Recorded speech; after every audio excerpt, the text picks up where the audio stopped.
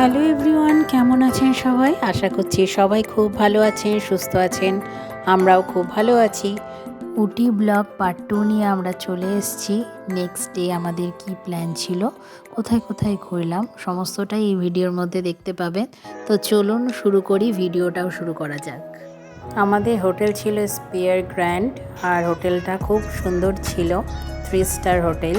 তো আমরা হোটেলে পৌঁছে একদম ফ্রেশ হয়ে বেরিয়ে পড়লাম পাহাড়ের অপূর্ব সৌন্দর্য দেখতে।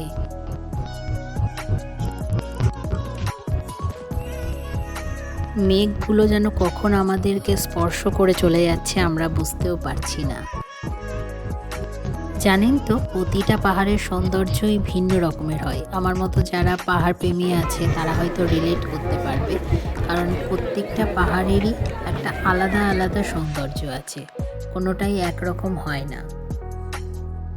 আমি তো যতবার পাহাড়ে যাই অপেক্ষায় থাকি আবার কবে আসবো পাহাড় দেখতে, পাহাড় যেন হাতছানি দেয়। জানেন তো, উটিতে ঘুরতে গিয়ে দেখলাম যে প্রত্যেকটা ট্যুরিস্ট প্লেসে আলাদা করে পানীয় জলের ব্যবস্থা আছে, এবং যেহেতু উটিতে ঠান্ডা ওয়েদার, ওই জন্য ওখানে গরম জল ঠান্ডা জল দু রকমেরই জলের ব্যবস্থা আছে আলাদা আলাদাভাবে। তো যে বিষয়টা আমার খুব ভালো লেগেছে। এরপরে আমাদের ডেস্টিনেশন ছিল টি ফ্যাক্টরি। তো চলুন কিভাবে চা তৈরি হয় সেটা একবার দেখে নেওয়া যাক। যেহেতু চা মৌসুমি পার্বত্য অঞ্চলের উচ্চভূমির ফসল, এটা এক প্রকার চিরহরিত বৃক্ষ যার পাতা শুকিয়ে প্রস্তুত করা হয়। আর এটা হয়তো জানলে অবাক হবেন যে চায়ের আদি জন্মভূমি হলো চীন দেশে। চীন দেশে প্রথম চায়ের জন্ম হয়, এবং এখন এটা বিশ্বের সর্বাপেক্ষা উল্লেখযোগ্য পানীয় হিসাবে পরিচিত। চা হয়তো চীন দেশেই প্রথম উৎপন্ন, কিন্তু এখন ভারতীয়দের কাছে চা একটা সবথেকে বেশি উল্লেখযোগ্য পানীয় বলবো, কারণ বিশেষ করে বাঙালিদের এখন চা ছাড়া এক মুহূর্তও চলে না। আর চা বাঙালিদের এনার্জি ড্রিঙ্ক হিসাবে কাজ করে। সকালের ব্রেকফাস্টে বলুন কিংবা সন্ধেবেলার ইভিনিং স্ন্যাক্সে চা না হলে আমাদের চলে না, একবার অন্তত চা চাই।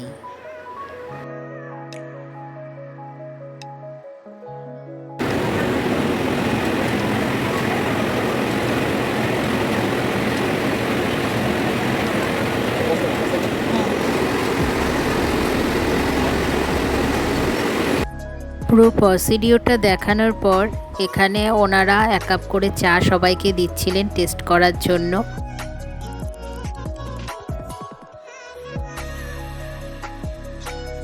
এত সুন্দর চা পান করার পর আপনার মনে হবে যে আমরাও একটু চা কিনে বাড়িতে নিয়ে যাই, তো তার ব্যবস্থাও এখানে করা আছে।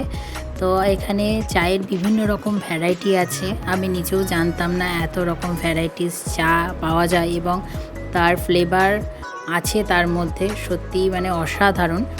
চকলেট টি, লেমন টি, গ্রিন টি তো আছেই, মিল্ক টি, আরও বিভিন্ন রকমের টি ছিল, ভিডিও করা হয়নি। তো চা ফ্যাক্টরি থেকে বেরিয়ে আমরা পরের ডেস্টিনেশনে পৌঁছে গেছি, এটা চকলেট ফ্যাক্টরি। তো আমরা তার ভেতরে যাইনি, কিন্তু এই যে ভ্যাক্স ওয়ার্ল্ড দেখতে পাচ্ছেন, এখানে আমরা গেছিলাম হরর পার্টটাতে, আমি আর বিহু। তো বিহু কিছুটা যাওয়ার পর ওখানে বিভিন্ন রকমের ভৌতিক শব্দ হয়, সেটার কারণে ও ভয় পেয়ে চলে আসে। তারপর আমরা পরের ডেস্টিনেশনে যাই। বোটানিক্যাল গার্ডেনে এত সুন্দর গোলাপের সমাহার দেখলাম, বিভিন্ন রকমের গোলাপ। আর এখান থেকে পুরো শহরটার ভিউটা এত সুন্দর আসে যেটা একদম মনোমুগ্ধকর।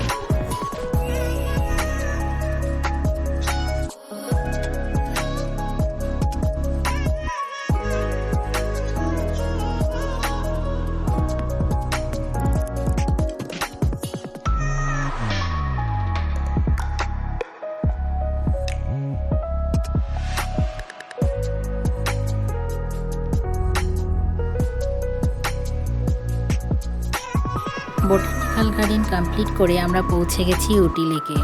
তো এখন দেখুন ওয়েদারটা এত সুন্দর, প্লাস এখানে প্রায় সূর্যি মামা অস্ত যাওয়ার মতো। লেকটাকেও অসাধারণ লাগছে, ভিউটা একদম অসাধারণ। লেক ভিউটা সত্যিই দেখার মতো। আর চারিদিকটাই বড় বড় গাছ, মাঝখান থেকে এত বড় একটা লেক, সবাই বোটিং করছে।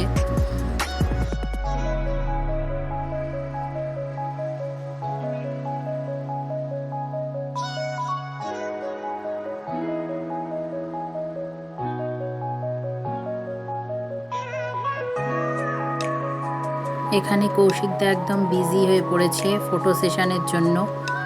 আর আমরা সবাই অ্যাকচুয়ালি ভিডিও করছি, ফটো তুলছি। ভাস্করদা আমাদের বিহুরানির ফটো তুলছে। আমাদের এখানে একটা সেলফি জোন আছে, বাটারফ্লাইয়ের মাঝখানে বসে সেলফি তোলা বা ফটো ক্লিক করা, তো সেটাই করছে বিহুরানি। তো এবার উটি লেককে বিদায় জানানোর পালা। আমরা উটি লেককে বিদায় জানিয়ে আমাদের রাত্রে প্ল্যান আছে, মোনাইদির বার্থডে আছে, সেটাকে আমরা মিডনাইট সেলিব্রেশন করব, সেটাই প্ল্যান আছে।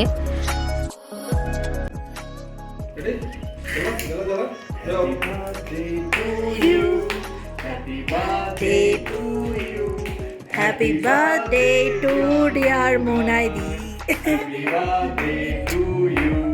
কোথাও ঘুরতে গিয়ে বার্থডে সেলিব্রেশন করার মজাটাই হয়তো অন্যরকম, একটা অন্যরকম অনুভূতি। তো এত সুন্দর একটা স্মৃতি নিয়ে আজকে এই পর্যন্তই। দেখা হবে নেক্সট কোনো ব্লগে। ততক্ষণের জন্য ভালো থাকবেন, সুস্থ থাকবেন, সাবধানে থাকবেন। ভিডিওটা ভালো লাগলে একটা লাইক করে দেবেন। দেখা হবে নেক্সট ব্লগে।